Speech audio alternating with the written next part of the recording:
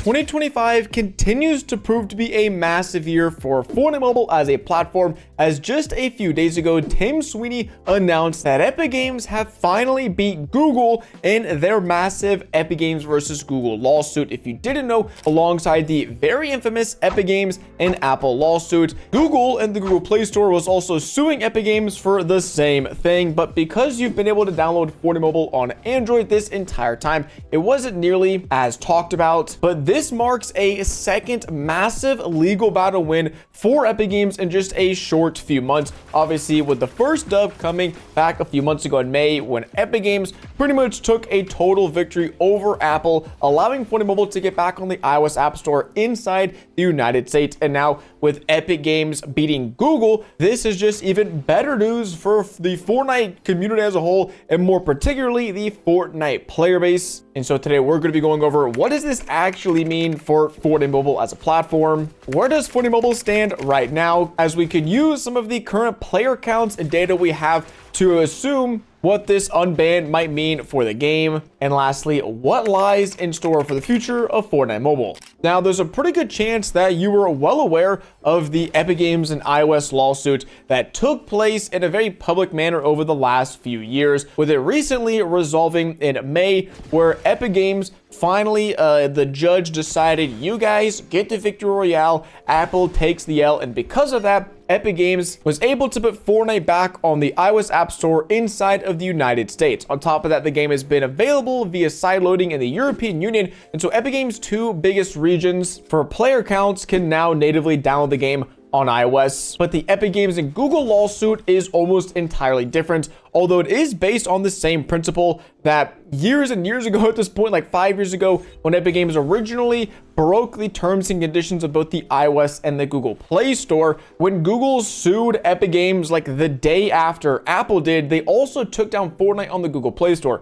because for the longest time, that's how you downloaded Fortnite. If you obviously were going to download on iOS, you had to go to the App Store, and if you're trying to download it on Android, then you'd go to the Google Play Store, look at Fortnite, download it like you would any other game. But Epic Games planned for this, because as soon as the game was banned, they allowed users to go, instead of to the Google Play Store, to Epic Games' own website to then download Fortnite Mobile. It took a few steps, but it was still the exact same Fortnite Mobile that we'd been playing before, and this became the literal only way to play current up-to-date Fortnite Mobile for a few years. You'd have to go to Epic Games website, download the Epic Games Store, and then once you had the Epic Games Store APK file, you could then install it, which would then allow you to install Fortnite through the Epic Games Store on your Android device, and then you could open up Fortnite, install it, and play. So there's many more steps required, and a lot of people, I remember streaming or making videos, even throughout this time period, where you could literally just go to epicgames.com or Fortnite.com and download Fortnite Mobile on any Android device in the world.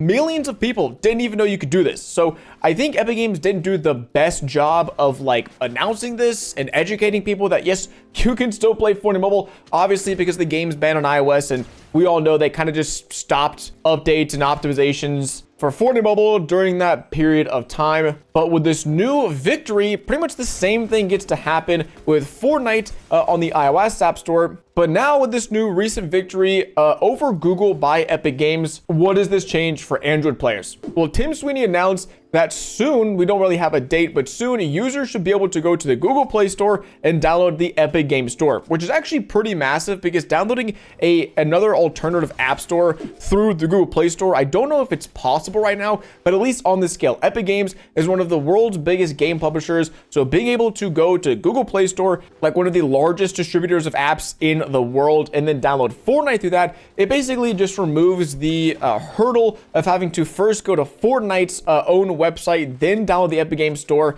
and then install it, and then allow some permissions on your device. You can just go to the Google Play Store, download the Epic Games Store, then you have to download Fortnite. So there is still one extra step. They're not just putting Fortnite back on the Google Play Store. But if you had all ever opened up your iOS App Store and you live in the United States and you searched up Fortnite over the last few months, you would have known that Epic Games has been blasting in-app ads for Fortnite everywhere.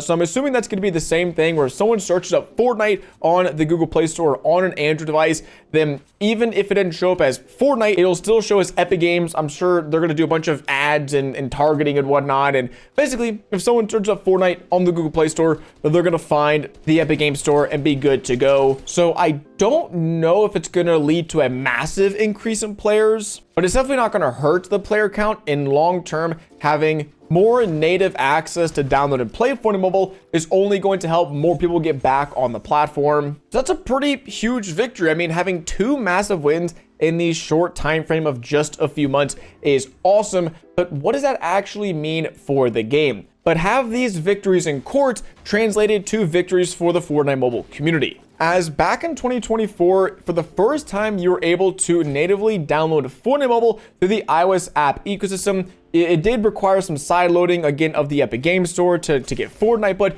you could do it. And more recently, the easiest way to download Fortnite through the iOS App Store was made accessible if you had a United States Apple ID, which you can make in just a few minutes if you actually care to. And so in theory, when this happened, all of us were kind of expecting Fortnite Mobile to be back, the player counts to be booming, tournaments to resume, optimizations, updates, the whole 9 yards, you name it. We were kind of expecting this for the Fortnite Mobile community. But in my experience, the first 1 to 2 weeks of the game being unbanned for the iOS ecosystem was awesome. I mean, streams were bumping, everyone was going crazy, down the game, tweeting, people were grinding ranked again, and then things just kind of died. And I don't mean died down, I mean like almost non-existent levels of activity. It's kind of interesting because the activity in the Fortnite Mobile community right now, I would argue, is the lowest it's ever been. And that is probably in part due to Fortnite as a game as a whole kind of struggling with player counts and retention, and just viewership is lower now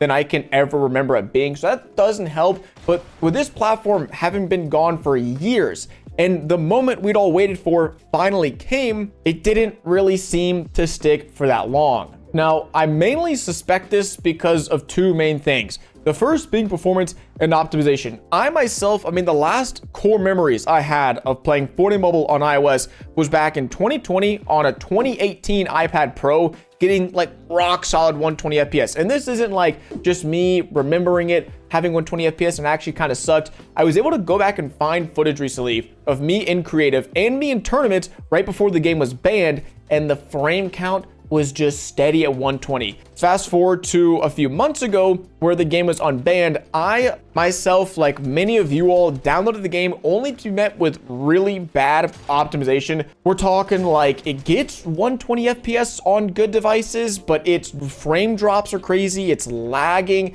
It doesn't really crash a lot, but just it's very laggy, inconsistent performance. And that's on the best iPad that Apple offers. So most people playing on a few year old devices, phones, iPads, they sometimes could even get 60 FPS. So although it's been many years in the future, performance has gone backwards. And so a lot of people were probably initially turned off by this. They probably downloaded the game, they got a big wave of nostalgia, and then as soon as the nostalgia wore off, they're like, hey, this actually kind of sucks. I'm playing Fortnite and it runs worse than it used to, and I haven't played in 5 years, so I suck and everyone I'm playing against is amazing.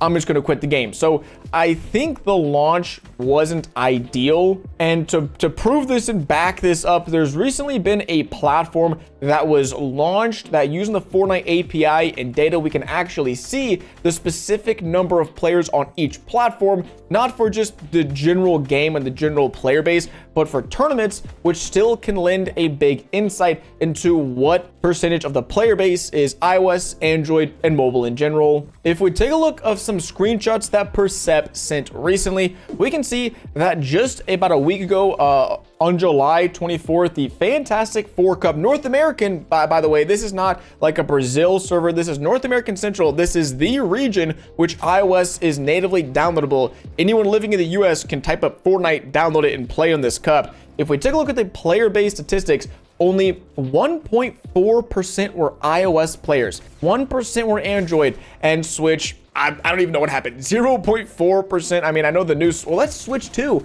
Wait, no, Switch has 23,000. I mean, this is my first time like actually seeing this.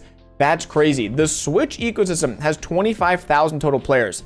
The mobile ecosystem has 8,000. So 3 times as many people play on Switch, a platform that gets like 30 FPS, bro.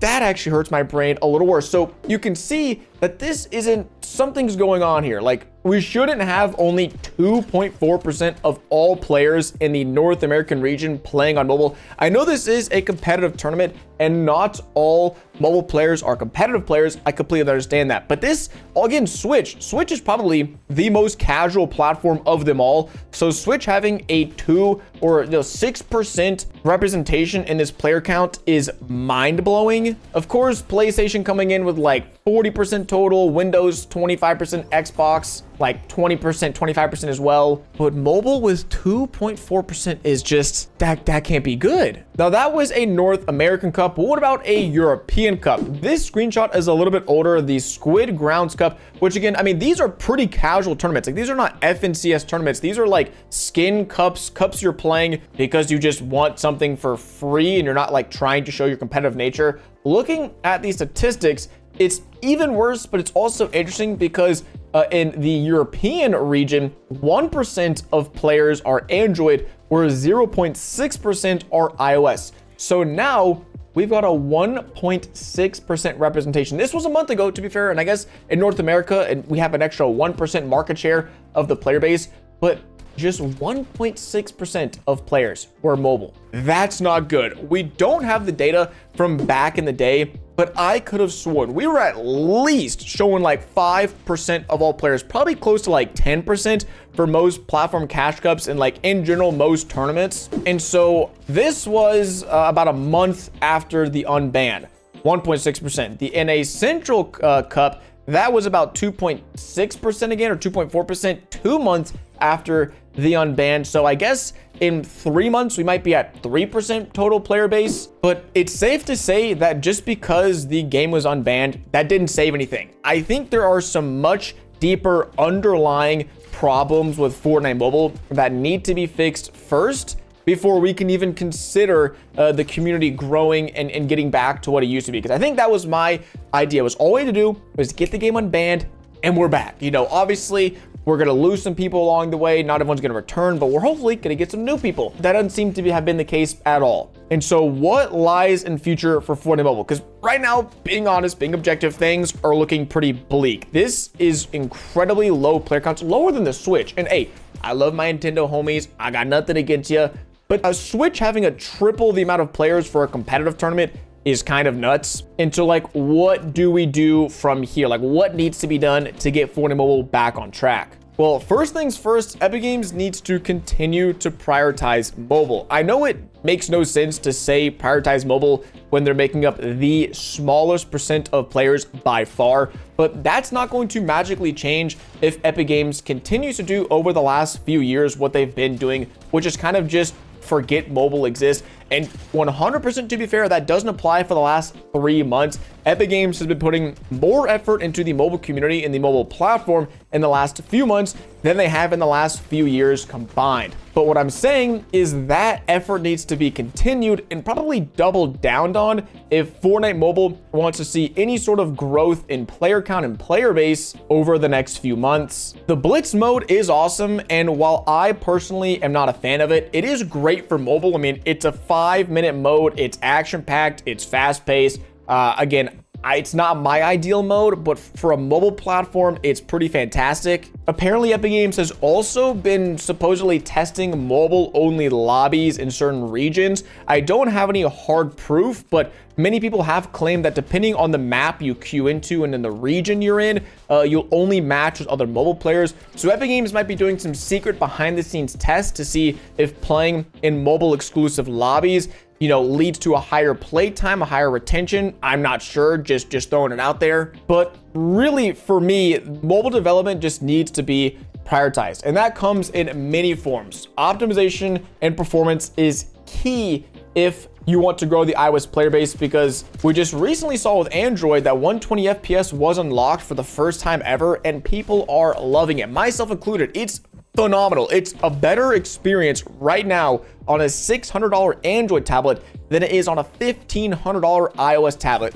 which is kind of insane, I know. But that sort of performance and optimization, like, that needs to be the baseline. Like in 2025, with the amount of crazy processing power all these phones have, I mean, it's so much more than it was in 2020. Like, we gotta be doing that for iOS. Everyone needs to have at least some level of like great performance. Not only that, I think the mobile ecosystem in general, I've said this many times and I'll continue to say it, that years ago, Fortnite Mobile used to be an industry leader in terms of bringing new tools and feature sets and settings to the mobile devices that no other game is doing. I mean, the heads-up display V2 editor was like the first implementation we had seen of a heads-up display system that in-depth, and now it's standard. Literally every other mobile game in the world copied Fortnite because of how goated of a heads-up display system it was.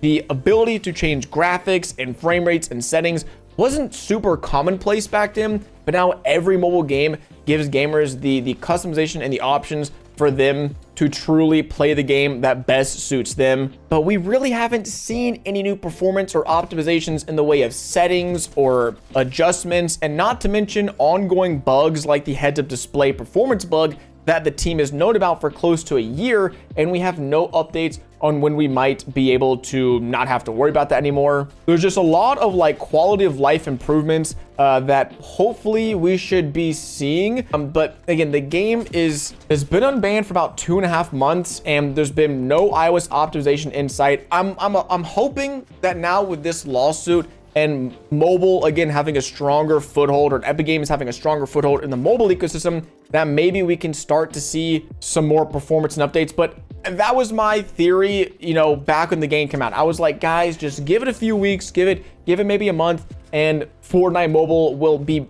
optimized to the nines. No, not even close. So really at this point, all I could do is say like, this is what should probably be done. And I have no expectations. I have no timeline. I have no time frame. I have no time horizon. Maybe it happens. Maybe it gets done. But really seeing that the Switch has 3 times as many active players as the mobile platform, it's just kind of crazy. Like, it's just the last thing I expected, but it's the current reality.